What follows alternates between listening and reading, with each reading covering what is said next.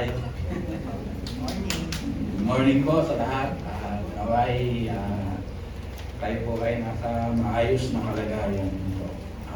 Tunay nga po, nung nakaraang buwan, sabi ko matagal-tagal na siguro susunod kasi alam ko nakalinya si Elder Amate.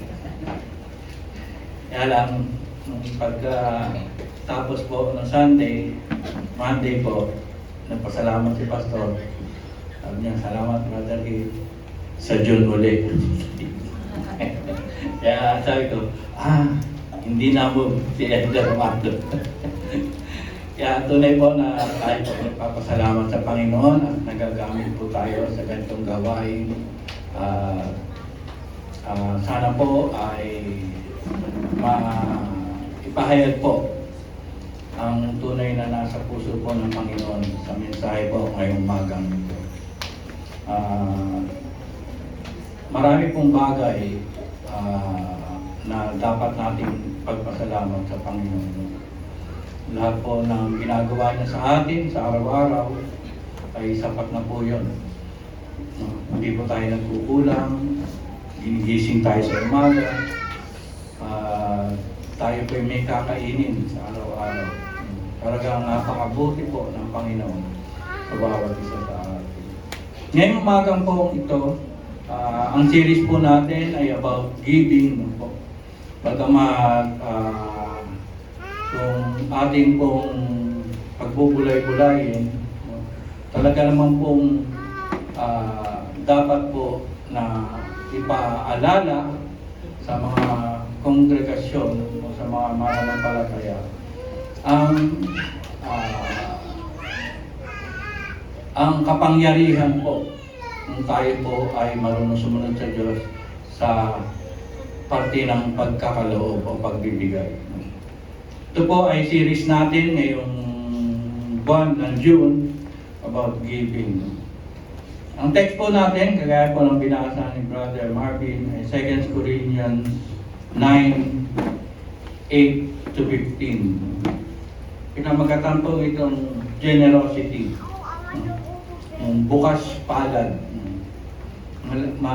Sa panahon po kasi ngayon, ang mga tao na dahil nagdaraho po, talagang napakahirap po ng buhay sa mga panahon ngayon, nandun po yung tikumpo ang kamay. Kaysa sabihin natin, kaysa tayo ay magkakaloob o magtutulong, ako muna, sarili ko muna, ganun po ang pananaw ng tao. Bagamat ang pananaw po ng Diyos, sabi nga, the more you give, the more you receive. Hindi po magkukulang ang Panginoon. At yan po ay subok na po sa buhay namin. Na simula po nung kami ay nakakilala sa Panginoon, talaga po yung para sa Panginoon, makahiwalay na po yun. Talagang ipinidinadala namin sa iglesia at para po sa Panginoon ay sa Panginoon. At hanggang ngayon naman po, yung naranasan namin sa buhay, bagamat talagang rough rin po ang road, habang kami ay lumalakbay sa pagiging mananampalataya, hindi po nagkulang ang Panginoon. Kaya nga po sabi ko sa inyo kanina, tiyak po na sigurado po ako na hindi po kayo pagkakakulangin ng Panginoon. Chapter 8 and 9 po ng 2 Corinthians, ang topic po dito ay giving. Ito po ay ang pagkakaloob, pagbibigay sa mga nangangailangan, pagbibigay sa iglesia, pagbibigay sa mga alam natin na nangangailangan sa araw-araw. Sinulat po ito ni Pablo, ni Apostol Pablo sa Corinto, dahil sa panahon na yon, ang mga taga-Macedonia ay dumadanas ng kahirapan. Sila po ay, kagaya natin, nakarang buwan, yung ating tagtuyo, talagang marami po ang napinsala, marami po ang naghirap na mga magsasaka. Bagamat sa Macedonia po, sila po ay dumaranas ng ganong kahirapan, pero yung pong suporta nila at pagbibigay bukas palad nilang pagbibigay sa ministeryo ni Apostle Paul. No? Yun po ang itinuturo niya sa mga taga-Korinto. Dahil ang mga taga-Korinto po ay isang lugar na mayayaman po ang mga tao roon dahil malapit po sila sa port. No? Kumbaga, andyan po ang piers. Nasa kanila lahat po ng kalakal, lahat po ng mga trading, dyan po nanggagaling. Kaya ang Korinto po ay sa pinakamayaman na lugar na ministeryan ng ating Apostle Paul. Bagamat siya po ay hindi tinatanggap sa Korinto. Dahil ang mga tao po doon, bagamat sila po ay matataas ang pinag-aralan, ganun din po ang hinahanap nila sa isang apostol, no? Kagaya sabi nila, gaya kay Apollo, kaya po yun ang nasulat doon. Kanino kay Apollo, kanino kay Cruz, kanino kay Pablo. No? Doon po yun nangyari. Kaya ang inaano lang po ng Apostle Paul dito, itinuturo sa Korinto, kayo'y mayayaman na. Bakit tikom ang inyong mga palad? Kaya ang tanong po sa kanila, ang tanong po ng mga taga-Korinto kay Apostle Paul, why give? Bakit kami magbibigay? Sabi po ng Apostle Paul, para ang iglesia ma-meet ang needs, di ba? Dahil ang iglesia po may pangangailangan din, kaya po tayo nagkakaloob. Pangalawa po, para malulhati natin ang Diyos, di ba? Pag tayo po ay nagkakaloob, naluluwalhati po natin ang Diyos. Pangatlo po, para mapakita natin ang pagmamahal sa bawat isa at yung fellowship po sa bawat isa.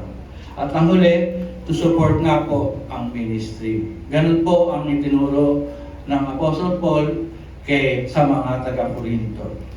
Kaya po ang teksto po natin, no? Ang title po ay Generosity. No? Ang unang point po natin, generosity, reality that you get more from God. Totoo naman po yun. No? Totoo na ang katotohanan po na mas marami tayong napapalao na kukuha sa Panginoon. Sabi dito sa 2 Corinthians 9, 10, and 11, ang Diyos ang nagbibigay ng binhi, itatanim at tinapay na makakain. Ang siya ring nagbibigay sa inyo ng binhi at nagpapalago rito upang magbunga ng sagana sa inyong kabutihang loob. Verse 11, pasasaganahin niya kayo sa lahat ng bagay upang mas marami ang inyong matulungan. Sa gayon, lalong darami ang magpapasalamat sa Diyos dahil sa inyong tulong na dadalhin namin sa kanila. Sabi nga po, ang tao po, pag naisip na magbibigay, malaking kabawasan. Yun po ang kaisipan ng tao. Ay, hindi na ako magbibigay dahil mababawasan pa yung pangangailangan ko. Pero sa Diyos po, no, baliktad po yun. The more you give, the more you will be blessed. No? Ang tao po ngayon, nagdadalawang isip talaga dahil sa sobrang hirap ng buhay. No? Dahil sa mahal ang bilihin. No? Yung nga hong kilo daw ng luya ngayon, 300 na. Yun, luya lang. Tulin nyo na lang kung daliri ng paa nyo, luya na rin po yun. Pero bilhin nyo, luya ho, itinatanim lang yun. Kahit sa paso, pwede nyo itanim. No? Pero napakamahal. No? Kaya, ang tao hindi nakatulong dahil na, kumbaga ang pera nila, eksakto lang para sa kanila. Pero hindi po yun ang pamantayan ng Diyos. Kagaya po nung nagbigay ng balo, no? Yun na lang po ang natitira niyang pera. Pero ibinigay niya pa sa offering. Pero sabi ng Diyos, yan ang pinaka mapalad na nagbigay. No? Kaya ang pamantayan po ng Diyos, kung tayo po ay magbibigay ng kusang loob, tayo po ay i-bless niya ng hindi hindi natin malaman kung saan manggagaling. No? Sabi po ng Kawikaan 11:24, ang taong mapagbigay ay lalong yayaman. Gusto po ba natin yumaman? Amen. Tayo po ay magbigay. Ngunit, naghihirap ang tikom na palad. Kaya pagka yung palad po natin tikom, buksan niyo po para hindi po tayo maghihirap. Mas masaya po yung nagbibigay tayo kaysa tumatanggap. Praises God if God is giving us opportunity to be generous. Lagi po tayo magpasalamat, lagi po tayo magpasalamat sa Panginoon kung ginagamit tayo para po tayo ay daluyan ng pagpapala. Dahil ang Diyos po, ang gusto ng Diyos na lagi tayo masaya sa pagkakaloob. God wants us to be really happy. Ayaw po ng Diyos na ikaw po ay nagkakaloob, ngunit masama ang iyong loob. Gusto po ng Diyos, tayo po ay magkakaloob, andun po yung kagalakan sa ating puso. Happiest are not those getting more in God's perspective, but for those who give more. Ito po yun. Pag tayo po ay nagbibigay lagi, tayo po ay, yung loob po natin, di ba, napakagaan. Lalo pag may napapasaya tayong kapatiran, na alam natin nagkakaho, na hindi ka nagdalawang isip para siya ay tulungan. No? Di ba, na-uplift po yung ating mga puso. No? Talagang sinasabi natin, salamat po Panginoon, ginamit mo ako para makapagbigay ng tulong sa aking kapatiran. Sabi nga, God is preparing the generous people to be generous, for a generous harvest. No? Tandaan po natin na hindi po dito nagtatapos ang ating buhay. No? Meron po tayong inaasahan na kabilang buhay na doon po, sabi ng Panginoon, kayo'y mag-harvest ng napakarami. Kaya po, sabi nga, pagka po ang tao ay pinanganak na selfish, no, o tikom ang palad, ito naman po yun. No? Kasi ang bata, pag nilabas ng ina, nakatikom talaga yung palad ng mga bata. Eh. Wala pa naman tayo nakita nakabukas na palad ng mga bata. Pero pag tayo po ay born again na, sino po ba po dito mga born again na mga tunay, taas pong kamay? Amen! Napakarami. Pero parang hindi lahat. Ayaw niyo magbigay. Sabi nga, pinapalitan po ng puso ng mapagbigay. No? Sabi nga sa Korinto, no, yung pinapalitan ng pusong mapagbigay. No? Binabago ang puso ng Diyos. No? Dahil anak ka na ng Diyos. No?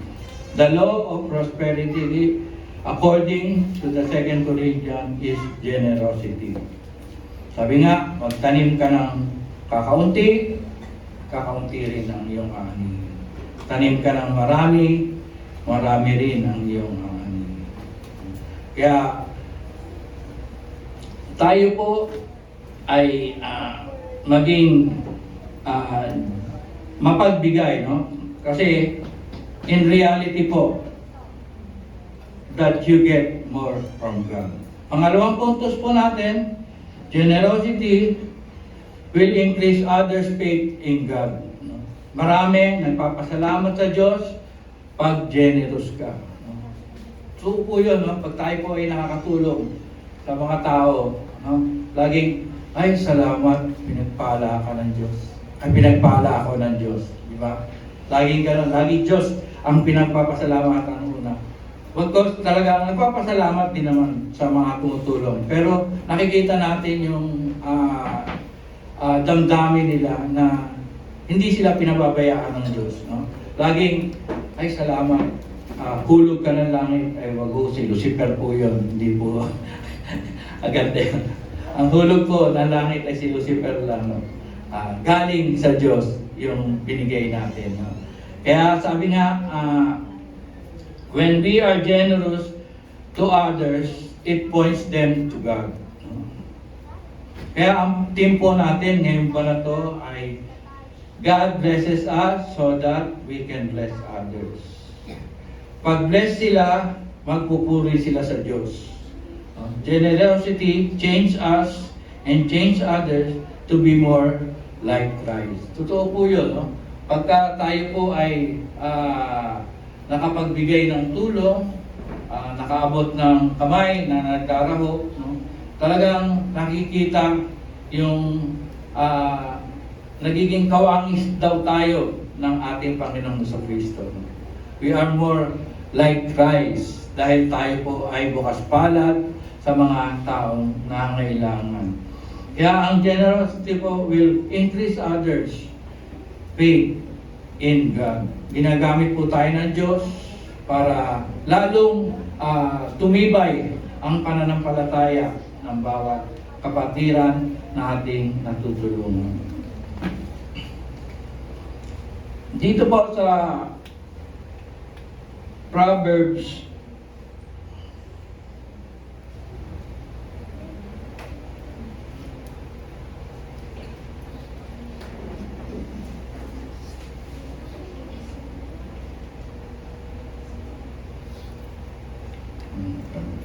sa Proverbs 11:25, sabi dito, ang taong matulungin, sasagana ang pamumuhay, at ang marunong tumulong ay tiyak na tutulungan. Dito naman po sa Mateo 25:44-45, at sasagot din sila, Panginoon, kailan po namin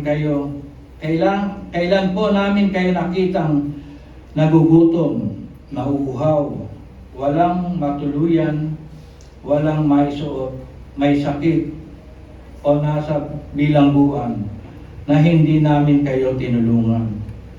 At sasabihin sa kanila ng hari, tandaan ninyo, nang pagkaitan ninyo ng tulong, ang isa sa pinakahamak sa mga ito, ako'y inyong pinagkaitan. At sa Hebrew 13:16, sabi po, at huwag nating kaligtaan ang paggawa ng mabuti at ang pagtulong sa kapwa, sapagkat iyan ang alay na kinalulutan ng Diyos. Tunay nga po na pag tayo po ay tumutulong, nagbibigay ng tulong sa ating mga kapatiran, bukas palad po tayong tumutulong, yun po ay kinalulugan ng Diyos. At ang pangatlo po, generosity. When you are generous, you are joining God. No? Napakasarap po nun. No? Pag tayo po pala ay bukas palad, kasama po natin ang Panginoon. No?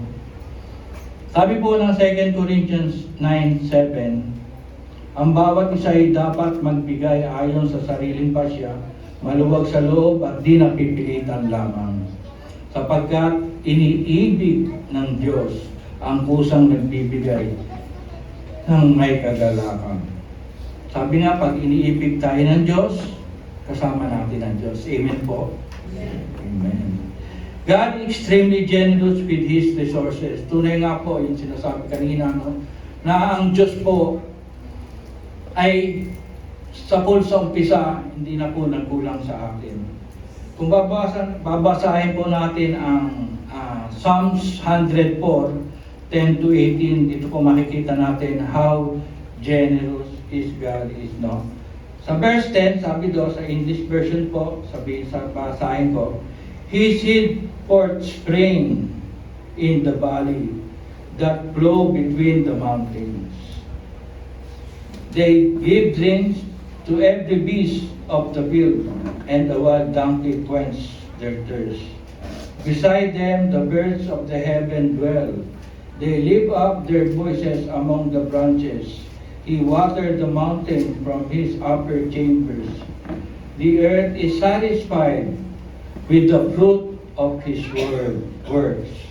He causes the grass to grow for the cattle and vegetation for the labor of men, so that he may bring forth food from the earth, the wine which makes man's heart glad, so that he make his face glistens with oil, and food which sustains man's hearts. The trees of the Lord's drink their fill, the cedar of Lebanon which he planted, where the birds build their nests, and the stock which home is the fir trees. And 18, the high mountains are from the wild goats, and the cliff of the refuge from the seraphims. Tunay nga po na ibinigay na po ng Diyos ang lahat-lahat. No? Kaya nga po niya tayo kasama dahil alam niya na marami tayong pangangailangan sa buhay. No? He waters the earth, sabi po rito. Hindi po tayo mahuhuhaw. Dahil binigyan po tayo ng Diyos ng tubig na may inom. Bagamat sa ngayon po, nakakalungkot, kailangan bibili pa po tayo ng tubig. Pero yun po ay galing sa Diyos, libre. Kaya lang, ang mga traders, nakaisip na gawing purified, gawing mineral, kaya bayad tayo dahil sa tubig. No? No? At sabi nga dito sa binasa natin, siya po ang nagbibigay ng ating pagkain sa mga hayop, sa mga tao. Of course, ganun na naman po, tayo po ay bumibili ng pagkain. Sabi nga, luya, 30. Ang isang tali ng kangkong ngayon, nasa 25 na ata. Bakit kailangan bumili? Sapagkat libre naman ang Panginoon, ang bigay ng Panginoon sa atin. Hindi po nagkukulang ang Panginoon. Sabi nga, kasama natin ang Diyos, kaya hindi tayo pagkukulangin. No? At sa higit sa lahat, na ating dapat ipagpasalamat sa Panginoon na binigay niya ang kanyang bugtong na anak na si Kristo Jesus para sa ating kaligtasan. To join God in heaven. No? Tunay nga po na doon lang po sa atin, lalo na sa mga nakakilala sa Panginoon, laki po ng pagpapasalamat natin sa pagkakaloob na hindi tikom ang palad ng ating Panginoon ng Diyos na ibigay ang kanyang bugtong na anak para sa ating kaligtasan. Tayo po ay mapalad at nakilala natin ang Panginoong Yesus. Kaya sabi nga, kung tayo po ay bukas palad na nagbibigay, tayo po ay kasama ng Diyos. When we are generous, our life reflects the heart of God. Makikita po sa atin yun. Makikita po sa atin ang puso ng Diyos. Dahil tayo po ay marunong magbigay. God uses generosity to express His own generosity. Generosity pleases Him greatly. Sabi nga, pag hindi tayo madamot, we honor God. Sabi ng Kawikaan 3:9, parangalan mo si Yahweh sa pamamagitan ng iyong mga kayamanan at mula sa iyong mga pinakamainam na ani, siya iyong handugan. Napakaganda po. Talagang ang lahat po ng ating kinikita ay dapat nating gamitin sa pagkakaloob, sa pagtulong sa ating kapwa. Tunay nga po na ang pagtulong ay isang minsan mahirap na bagay, lalo kung conforme po sa ating tinutulungan. Pero sabi nga, pikit palad natin ibibigay dahil alam natin na may Diyos tayo na magpapala sa atin. Amen po? Tunay nga po na takila ang Diyos. Hindi po natin kayang higitan ang kayang gawin sa atin ng Panginoon. Hindi mo mabibilang o hindi mo mabibilang sa iyong palad ang kabutihan na ginawa ng Diyos. Ano yung magtumulong ka? Ibukas mo ang palad mo sa mga taong nangangailangan. At ang pang-apat po at ang huli, sabi po, generosity, we are also blessed when we give. Tunay na, totoo naman po yun. Pag tayo po ay nagkakaloob, nagbibigay, bukas palad ang ating puso at isip, no? Tayo po ay i-bless ng Panginoon. Sabi nga, hindi natin kayang abutin ang hangganan ng Diyos. No? Kasi napakalawak po ng kanyang puso. Napakalaki po ng kanyang puso para tayo po ay pagpalain. When we give, you will also receive. Walang makakapantay sa pagpapala ng Diyos. Sabi nga, we cannot outgive God. Ang Diyos ang gaganti sa mga taong generous. Sabi nga, it is not your loss pag kayo nagbibigay, but actually, it is your gain.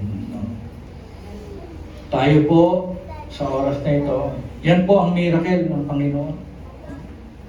Hindi nyo napapansin kung paano tayo magbigay. Minsan, pag nagkaloob tayo ng konting bagay, wala pang ilang saglit, bumabalik na agad, pero hindi natin mabilang o hindi natin alam kung paano. Yun po ang miracle ng Panginoon. Kaya ang sabi po, magkaloob po tayo dahil hindi po tayo dito sa daigdig nag-iimpo. Sa langit po tayo nag-iimpo. Amen po? Basahin ko po sa inyo ang Mateo 6:19-21. Huwag kayong mag-impok ng mga kayamanan dito sa lupa. Dito may naninirang insekto at kalawang at may nakakapasok na magnanakaw. Sa halip, mag-impok kayo ng kayamanan sa langit. Doon walang naninirang insekto at kalawang at walang nakakapasok na magnanakaw. Sapagkat kung saan naroon ang iyong kayamanan, naroon din ang inyong puso. Sabi ng 1 Timothy 6:17-19, ituro mo sa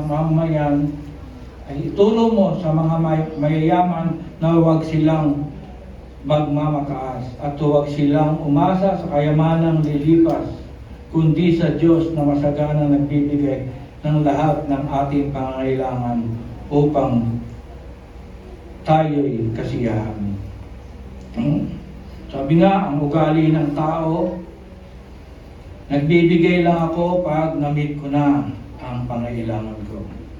Pero ang ugali po ng isang born again, bukas palad na nagbibigay dahil binago tayo ng Diyos.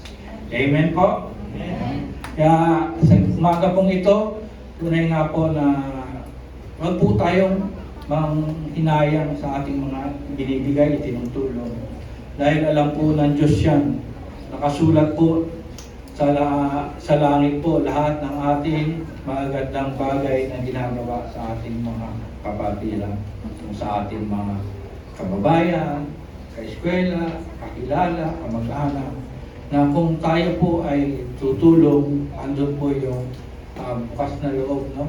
yung masayang pagtulong dahil nalulugod po ang Diyos sa ating pagtulong. Kaya ngayong umaga po, naway nabuksan po ang ating isipan, no? Na hindi po kawalan ang pagtulong, pagkos ito po ay kayamanan natin na ibibigay ng Diyos sa atin. Tayo po ay manalangin. Panginoon, salamat po sa sa umagang ito. Naway, ang iyong mensahe ay tumimo sa puso ng bawat isa sa amin. Lord, salamat po at ginagamit mo ang bawat isa sa pagtulong po sa aming kapwa. Ikaw po ang nagkakaloob sa amin ng lahat ng ito, Panginoon. At salamat po sa iglesyang ito ng Shepherd Heart Church na talaga pong generous po ang mga miyembro, ang mga kapatiran. Salamat po at binubuksan po ang kanilang mga puso sa pagtulong, sa pagkakaloob para sa gawain po ng iglesia ito. Naway, patuloy po silang pagpalain, Panginoon, ng siksik, liglig at sa iyo po ang kapurihan sa pangalan ni Jesus. Amen.